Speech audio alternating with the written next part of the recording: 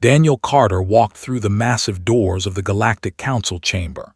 His footsteps echoed against the smooth floor made of some alien stone he could not name.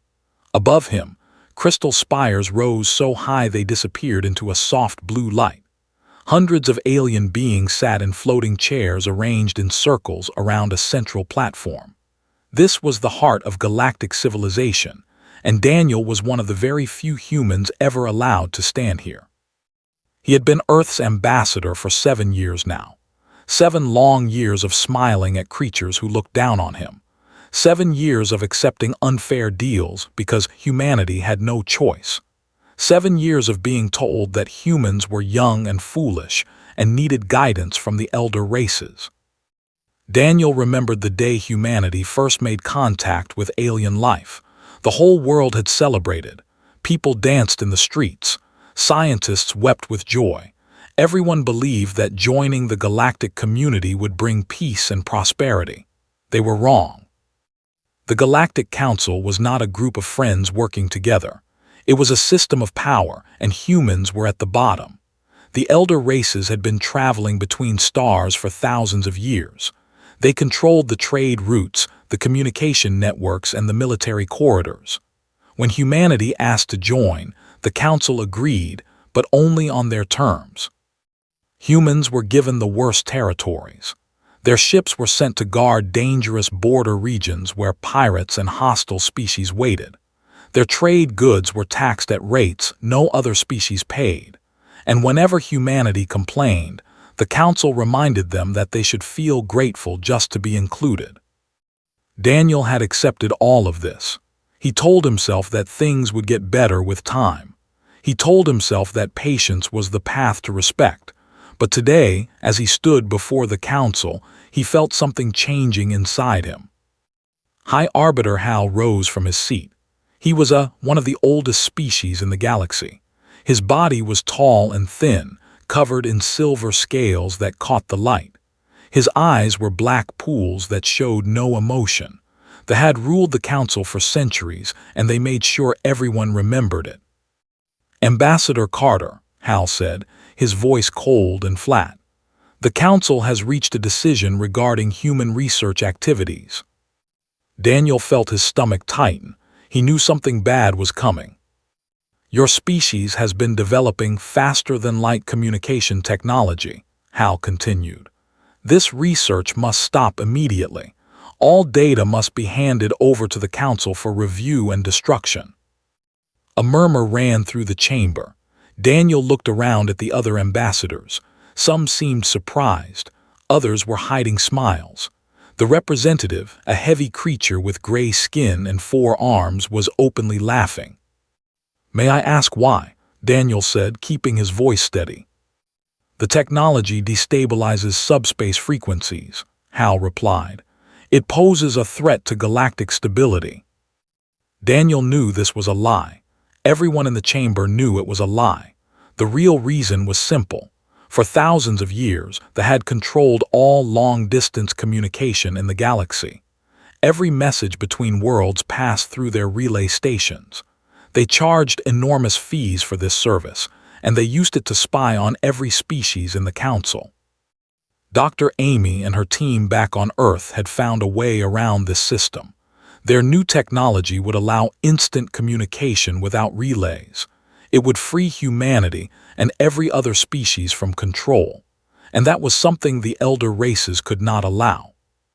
"What will humanity receive in exchange for surrendering this technology?" Daniel asked. The chamber fell silent. Hal stared at him with those empty black eyes. "Nothing," the High Arbiter said. "Compliance is expected as part of your membership obligations." Daniel felt anger rising in his chest. He thought about his daughter Grace, only 12 years old, growing up on a world that bent its knee to alien masters. He thought about the human soldiers dying on the border because the Council sent them to the most dangerous posts. He thought about 20 years of sacrifice for nothing but contempt. "We have followed every rule," Daniel said. "We have paid every tax. We have sent our people to die in your wars. And now you demand we give up our greatest scientific achievement and receive nothing in return." The Council does not negotiate with junior species, Hal replied. You will comply or you will face consequences. What consequences? Economic sanctions, trade restrictions, removal of your colonies from Council protection. Hal paused. You would not survive alone, Ambassador. Your species is too young, too weak. You need us. Daniel looked around the chamber one more time. He saw the faces of beings who had never seen humans as equals. They expected him to bow his head and accept. They expected him to be afraid. And he was afraid, but he was also tired. I will consult with my government, Daniel said quietly. He turned and walked toward the doors. Behind him, he heard laughter. The ambassador called out something in his own language that made others join in the amusement. They thought this was funny. They thought humanity would come crawling back in a few days, ready to accept any terms. Outside the chamber, Daniel stopped and leaned against a wall. His hands were shaking. He pulled out a small communication device and contacted Earth directly, using a secure channel that they could not monitor. It was one of Doctor's inventions, kept secret from the Council. This is Ambassador Carter, he said. I need to speak with Secretary Mitchell immediately. While he waited, Daniel looked out a window at the alien cityscape below. Millions of beings went about their lives, secure in the belief that the Council would protect them, that the old order would last forever. They had no idea what was coming. Laura Mitchell's voice came through the device. Daniel, what happened? They made their move, he said. They want us to surrender everything. No negotiation, no compensation, just submission. There was a long pause. Then Laura said, Are you recommending what I think you're recommending? Daniel closed his eyes. He thought about everything humanity had endured, every insult, every unfair treaty, every soldier who never came home, and he thought about his daughter and the kind of future she deserved. Yes, he said, I'm recommending we activate the contingency plan, all of it. That means walking away from everything we have built here. No, Daniel said, opening his eyes. It means building something better, something that belongs to us. There was another pause. Then Laura spoke again, and her voice was steady. Come home, Daniel, we have work to do. 3 weeks after Daniel Carter walked out of the Council chamber, a single message was sent from Earth to every species in the galaxy. It was short and simple. Humanity was withdrawing from the Galactic Council. All treaties were canceled. All agreements were ended, effective immediately. The message arrived at Council headquarters during a routine session. At first, no one believed it. Junior species did not leave the Council. It had never happened in recorded history. The Council was civilization itself. Leaving it meant stepping into darkness. High Arbiter Hal read the message 3 times before speaking. They are bluffing, he said. They want better terms. We will ignore this tantrum and wait for them to return. The other Council members agreed. Humans were emotional creatures, they said. They made dramatic gestures, but they would see reason soon enough. Where would they go? Council space surrounded them on all sides. They had no allies, no resources, no hope of survival alone. But on Earth, no one was bluffing. Admiral Marsh stood on the bridge of his flagship, the Spirit of Defiance. He had spent 30 years in the human fleet, fighting in wars that served Council interests. He had lost friends in battles that meant nothing to the elder races. Now, for the first time in his career, he was fighting for his own people. All ships, he said into the fleet-wide channel. Begin the recall. Every human vessel in Council space is to return home. No exceptions, no delays. Across the galaxy, human crews received the order. Some were surprised. Others had been waiting for this moment for years. They powered up their engines and started the long journey back to human territory. Laura Mitchell watched the operation from the command center above Earth. Screens covered every wall, showing the movement of ships, the status of colonies, the flow of personnel. 2 million people were coming home from Council space. It was the largest migration in human history. Her assistant, a young man named Peter Shaw, approached with a report. "Secretary Mitchell, the Council is demanding an explanation. They say our withdrawal is illegal under the founding charter." Laura smiled. "Tell them we never signed the founding charter. We signed the membership agreement which allows withdrawal with proper notice, and we just gave notice. They might not accept that interpretation." "They don't have to accept it. They just have to watch us leave." The weeks that followed tested humanity like nothing before. Trade networks collapsed overnight. Medical supplies ran low as shipments from Council space stopped arriving. Food production had to be reorganized to replace alien imports. People were scared and uncertain. But they did not give up. Factories that had produced goods for export switched to making things humans needed. Farmers worked longer hours to increase yields. Scientists shared their knowledge freely, helping communities solve problems together. It was hard. It was painful, but humanity had faced hard times before. And while the public struggled to adapt, something else was happening in secret. Deep beneath the mountains of northern Canada, Dr. Amy stood before the greatest achievement in human history. It was called the Horizon Gate, and it was much more than a communication device. "Final calibrations complete," said her colleague, Dr. Bell. He was a quiet man with gray hair and tired eyes, but today those eyes were shining with excitement. "We can run the first test whenever you're ready." Amy looked at the machine they had built. It was a ring of metal and crystal, 50 meters across, humming with energy that science could barely explain. The Council thought humans had only discovered faster-than-light communication. They had no idea that Amy's team had gone further, much further. "The Council has controlled galactic travel for 10,000 years, Amy said softly.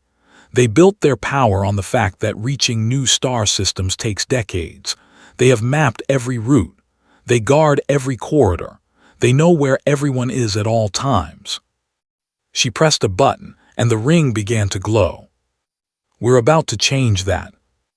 The Horizon Gate tore a hole in space itself. Through the opening, Amy could see stars that no human eye had ever witnessed.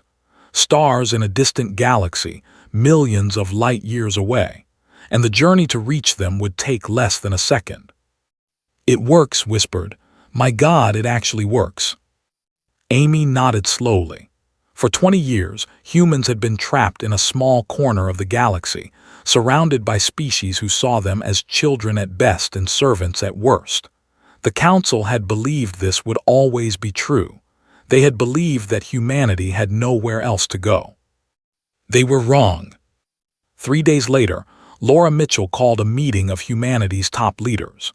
Presidents, generals, scientists, and diplomats gathered in a secure room to hear what came next. "The Council expects us to starve," Laura said. "They expect us to come begging for readmission within a year. They are going to be very surprised." She activated a display showing the Horizon Gate and the tests that had been performed. "Doctor's team has given us something the Council never imagined possible: instant travel to anywhere in the universe. No relay stations, no mapped corridors, no limitations." The room was silent. Then Daniel Carter, who had been listening quietly in the corner, spoke up. "How long until we can begin moving people?" "The first expedition leaves in 2 weeks," Laura replied.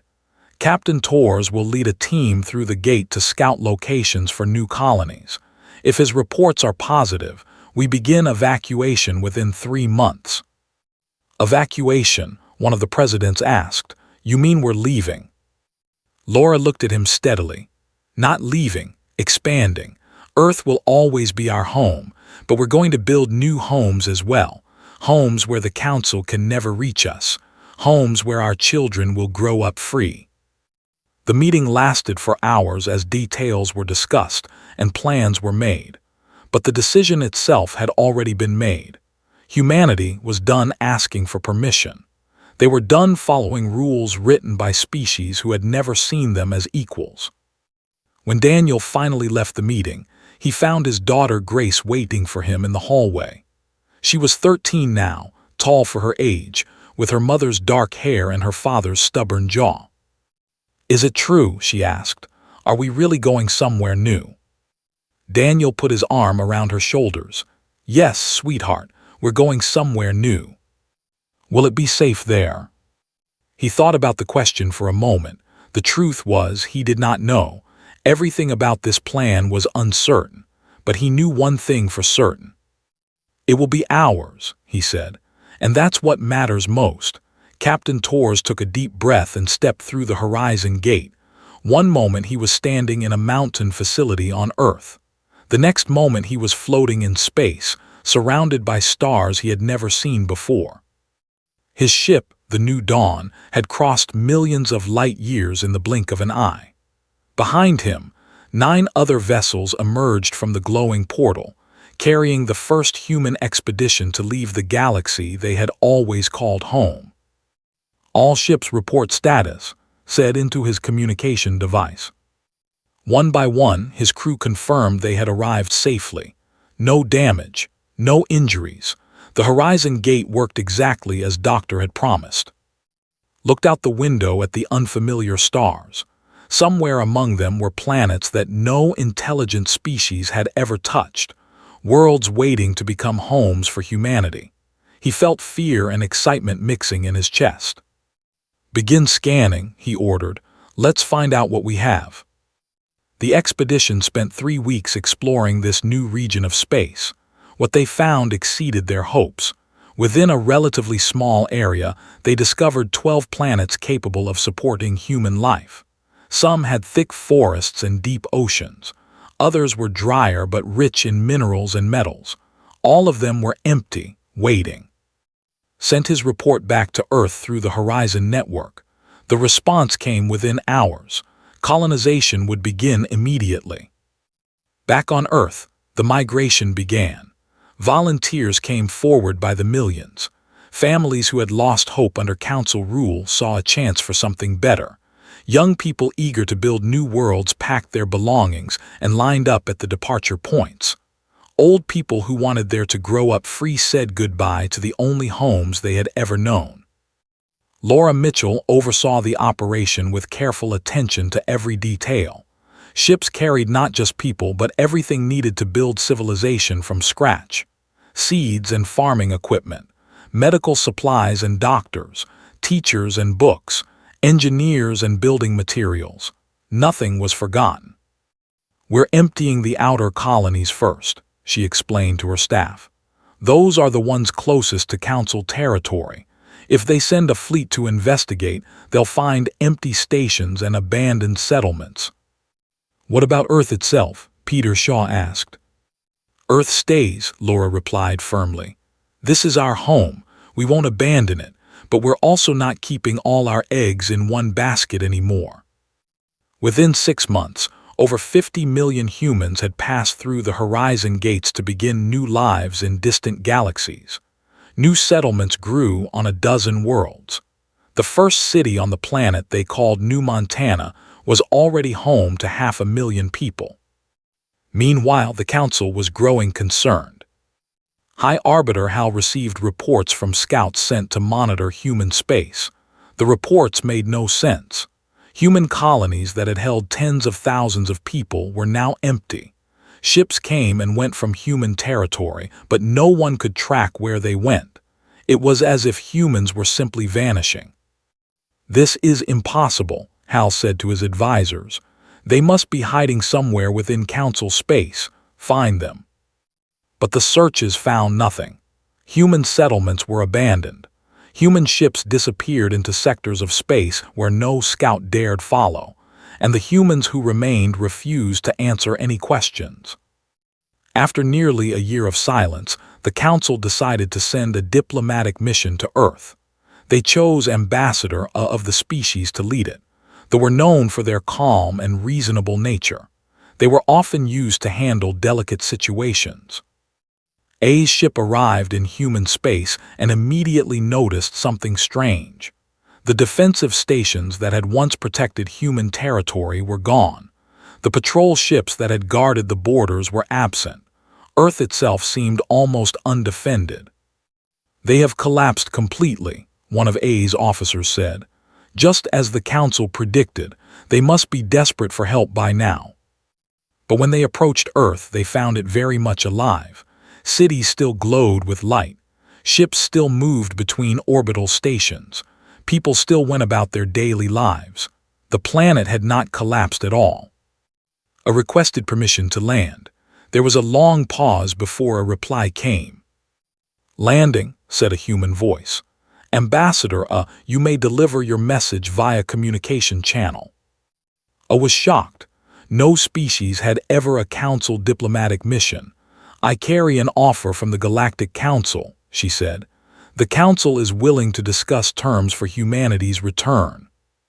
Another pause, then the voice replied. "Humanity is not interested in returning. Is there anything else?"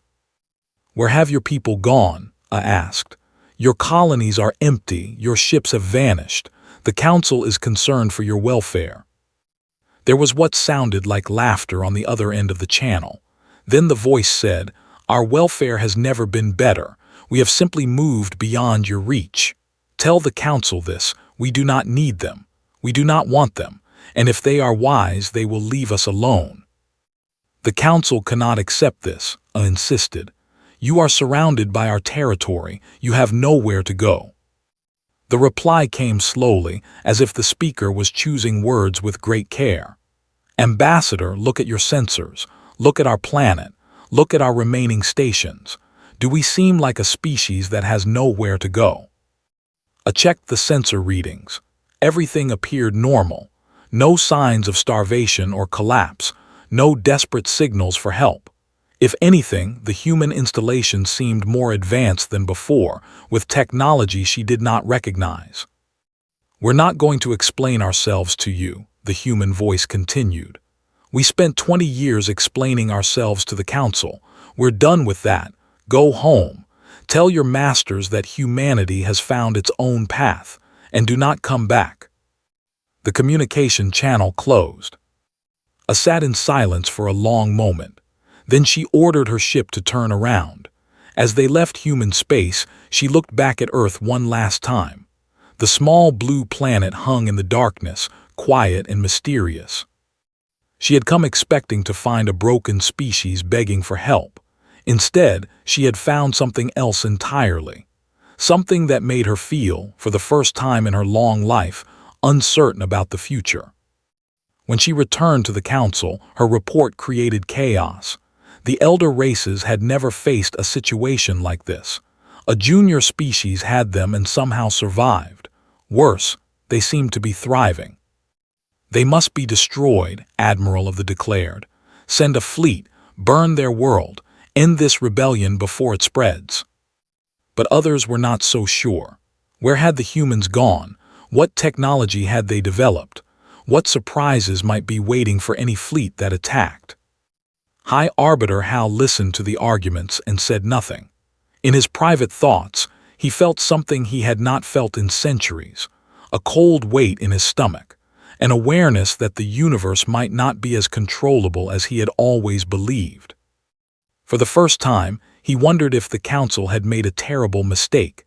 Admiral stood on the bridge of his flagship, the Wrath of, and watched 400 warships form up around him. It was the largest fleet assembled in 3 centuries. Battleships armed with plasma cannons that could melt continents, cruisers carrying enough troops to conquer a dozen worlds, support vessels loaded with supplies for a long campaign. The Council had finally agreed to his plan. Humanity would be taught a lesson they would never forget. Their planet would burn. Their remaining colonies would be destroyed, and the galaxy would see what happened to those who the elder races. "All ships ready, Admiral," his second officer reported. "We can begin the jump to human space on your command." Smiled, they were a warrior species. They had conquered hundreds of worlds before joining the Council. They missed the old days of battle and blood. This campaign would remind the galaxy why they were feared. "Begin the jump," he ordered. The fleet moved through space in perfect formation. It took them 3 days to reach human territory, traveling through the mapped corridors that connected all of Council space. When they finally arrived at Earth's solar system, they expected to find a defenseless world waiting to be crushed. Instead, they found a single human ship. It was small, barely visible on their sensors, just one tiny vessel floating in the darkness between worlds. No weapons visible, no shields raised. It looked like a messenger ship, the kind used for diplomatic missions. Laughed, they send one ship to face 400. Either they are insane or they wish to surrender. We are receiving a transmission, Admiral, his communication officer said. Put it through. A human woman appeared on the screen. She wore a simple uniform with no decorations or medals. Her face was calm, her voice steady. This is Commander Grant of the Human Commonwealth, she said. Admiral, I have been authorized to deliver a warning. Your fleet has entered human space without permission. You will turn around and leave immediately. Could barely contain his amusement. One ship, he said. You have one ship and you dare give warnings to the fleet. I am giving you a chance to avoid a mistake, replied. The Council has made many mistakes regarding humanity. This does not have to be another one. The only mistake here is your presence, growled. You have 10 seconds to surrender before I destroy you. Admiral, please listen carefully. Humanity does not want this fight. We have no interest in your space, your trade, or your politics. We have built something new far from here. All we ask is to be left alone. 10 seconds. But if you attack us, continued, if you threaten our people, you will discover that we did not spend 20 years as your servants without learning everything about you. Every weakness, every flaw, every piece of technology you thought was secret. 5 seconds. This is your only warning. Fire ordered. 100 ships released their weapons at once. Plasma bolts and missiles streaked toward the tiny human vessel, enough firepower to destroy a small moon. The bridge crew watched with satisfaction, waiting for the explosion. The human ship vanished. Not destroyed, vanished. One moment it was there, the next it was simply gone. The weapons passed through empty space and continued into the void. Where did it go? Demanded. Find it. His sensor officers searched desperately.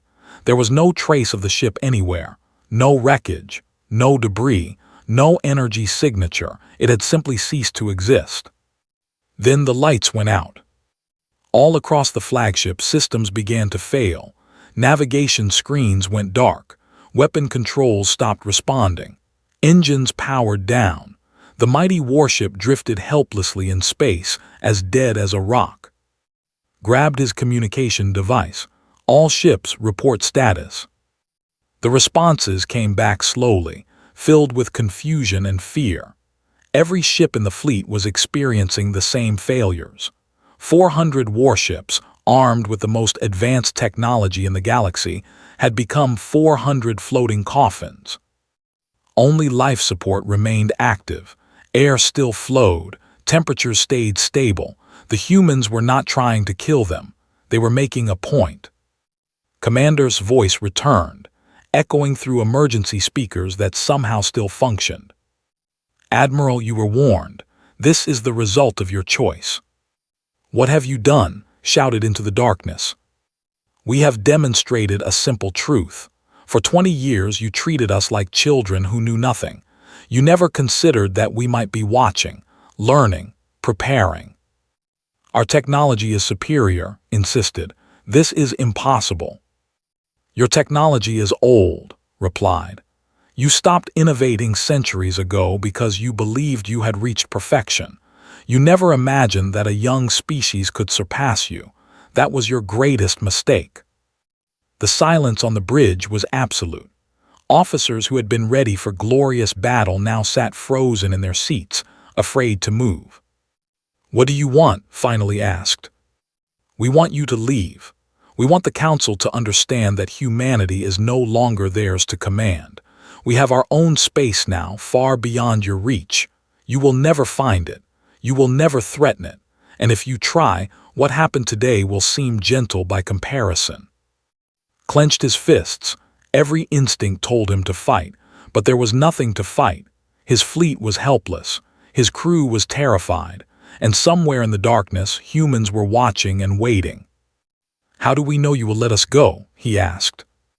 "Because we do not want war," said. "We never wanted war. We only wanted to be treated with dignity. You refused to give us that, so we took something better. We took our freedom.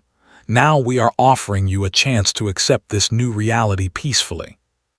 And if the Council refuses, then the Council will learn the same lesson you are learning today. There is no weapon we cannot disable, no defense we cannot penetrate, no secret we do not already know. We spent 20 years mapping every system in Council space. We know your fleets, your stations, your supply lines, your communication networks. We could destroy everything you have built, but we choose not to. Remember that."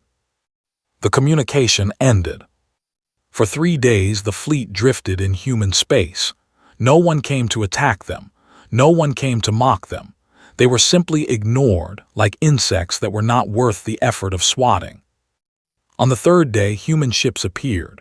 Small vessels, unarmed, designed for towing. Without a word, they attached cables to the disabled warships and slowly pulled them back toward Council space. The journey took 2 weeks. 2 weeks of silence and darkness and shame. When they finally reached the border, the towing cables released. Moments later, all systems came back online. 400 warships were suddenly alive again, but their crews had no will to fight. "Go home," his voice said one final time. "Tell them what you learned here." Admiral returned to the Council chamber as a changed being. He had left as a conqueror. He came back as a messenger of defeat. His report was simple and brutal. "We cannot beat them," he told the assembled leaders. "I do not know how they did this. I do not know where they have gone. But I know this: if we continue this conflict, we will lose everything." High Arbiter Hal listened in silence. The chamber was quiet. No one laughed at humanity anymore. "What do you recommend?" Hal finally asked. The warrior who had dreamed of conquest spoke the words that every proud species dreaded. "I recommend we leave them alone. 5 years had passed since humanity walked away from the Galactic Council. 5 years of building, growing, and becoming something the universe had never seen before." Daniel Carter sat on the porch of his small farmhouse on New Montana, watching the sun set over fields of wheat that stretched to the horizon. The sky was different here. 2 moons hung low in the purple twilight. Strange birds sang songs that no human ear had heard before this world was settled. It was beautiful in ways that Earth could never be, and it was home now. His daughter Grace came out and sat beside him. She was 18 now, tall and strong, with the confidence of someone who had grown up building a new civilization from nothing. She had spent the last year training to become a pilot, one of the many young people preparing to explore the far reaches of human space. "Message from Earth," she said, handing him a small device. "Secretary Mitchell wants to talk to you." Daniel smiled at the old title. Laura had not been Secretary of Defense for 3 years. Now she was Chancellor of the Human Commonwealth, the first leader of a government that spanned 3 galaxies and over 200 worlds. But old habits died hard. He activated the device, and Laura's face appeared. She looked older than he remembered, with more gray in her hair, but her eyes were still sharp and determined. "Daniel," she said, "I hope I'm not disturbing your retirement." "You know me better than that. What do you need?" "The Council is making noise again. They've been sending diplomatic signals for months. They want to talk." Daniel felt a familiar tightness in his chest. Even after all this time, the memory of standing in that chamber, being treated like a servant, still made him angry. "What kind of talk?" he asked. "Trade, mostly. Their economy is struggling. It turns out that when you build a system based on exploiting younger species, you have problems when those species stop being available for exploitation." and they expect us to help them." Laura shrugged. "They're desperate enough to ask. The communication monopoly collapsed after we left. Our technology leaked to other species. Now everyone has access to instant communication and the council is fracturing." Daniel thought about this for a moment. Part of him wanted to say no. Let them suffer. Let them feel what it was like to be powerless and ignored. But that was the anger talking, and he had learned long ago that anger made poor decisions. "What are you thinking?" he asked. "I'm thinking we can afford to be generous. We have everything we need. They have nothing we want. But if we help them now, we create allies for the future, and we prove that we're better than they ever were." Daniel nodded slowly. "You always were smarter than me." "I learned from watching you walk out of that chamber," Laura replied. "That took courage I didn't know you had." "I was terrified." "I know, that's what made it brave." They talked for a while longer about practical details. Then Laura said goodbye and the screen went dark. Daniel sat in silence, thinking about the journey that had brought them here. The next day, he traveled to the capital city of the Commonwealth, a sprawling metropolis built on a plateau overlooking a vast blue ocean. Towers of glass and steel rose toward the sky, designed by human architects who had finally been free to dream without limits. Millions of people from dozens of worlds walked the streets, speaking 100 languages, living together in peace. The assembly hall was the largest building in the city. Representatives from every human world gathered there to make decisions for their civilization. It was nothing like the council chamber with its floating chairs and crystal spires. The human assembly was simple and practical, with wooden benches arranged in circles so everyone could see everyone else. No one sat higher than anyone else. No one claimed special authority. Laura stood at the center of the assembly, addressing the gathered representatives. Her voice was clear and strong. 30 years ago, humanity made contact with alien life. We thought it would change everything. And it did, just not the way we expected. She paused, looking around at the faces watching her. The Galactic Council taught us that the universe was ruled by power. The strong dominated the weak. The old controlled the young. Progress meant climbing over others to reach a higher position. We accepted this lesson for 20 years. We bent ourselves to fit their system. We sacrificed our pride, our resources, our people, all for the chance to belong. Her voice grew harder. Then they demanded we sacrifice our future. They wanted our technology, our innovations, our dreams. They wanted us to remain small forever so they could feel large. And that was when we finally understood the truth. She stepped forward, her eyes blazing. Their system was not strength, it was fear. They were afraid of us, afraid that we would grow beyond their control, afraid that our achievements would expose their stagnation.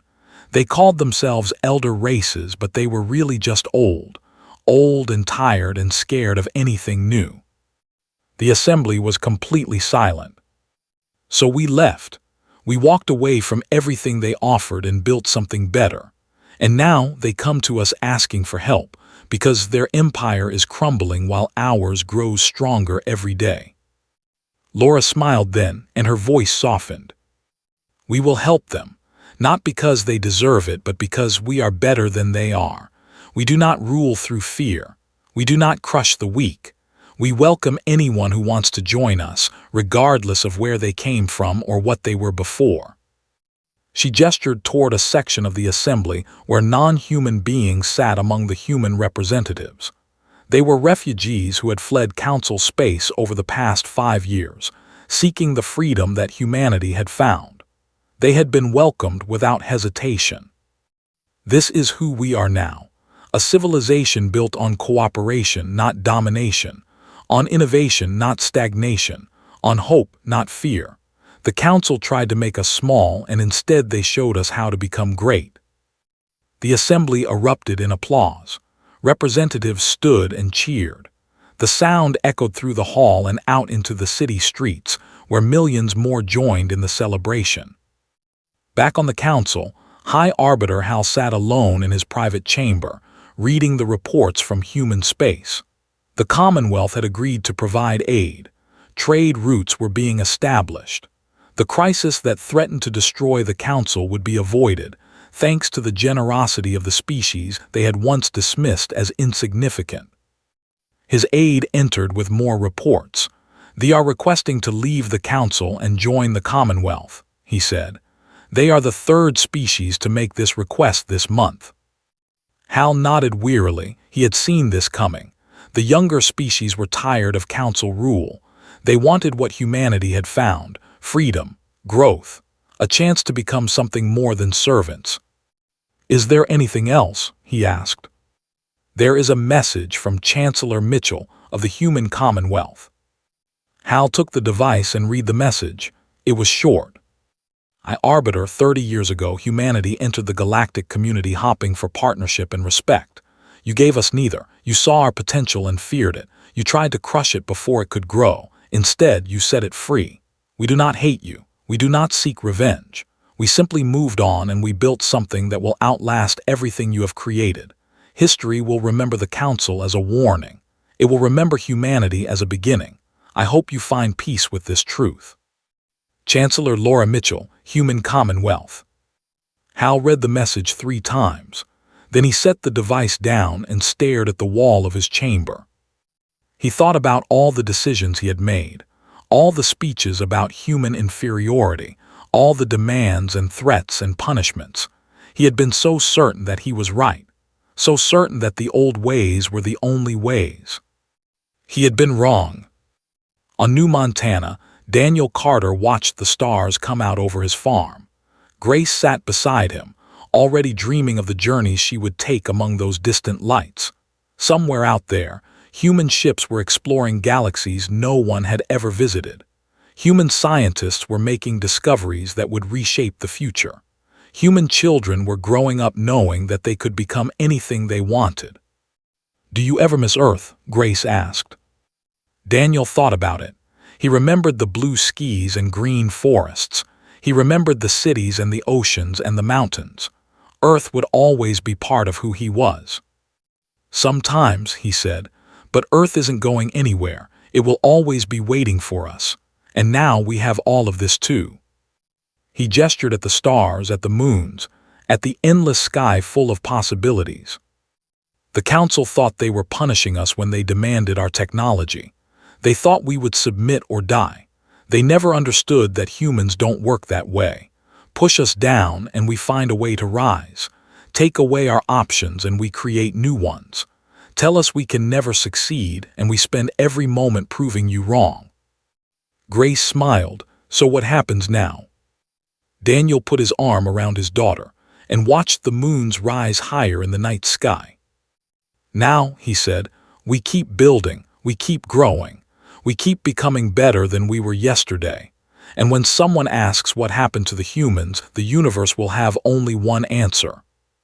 "What's that?" Daniel smiled at the stars. "They walked away from peace, and they found something greater.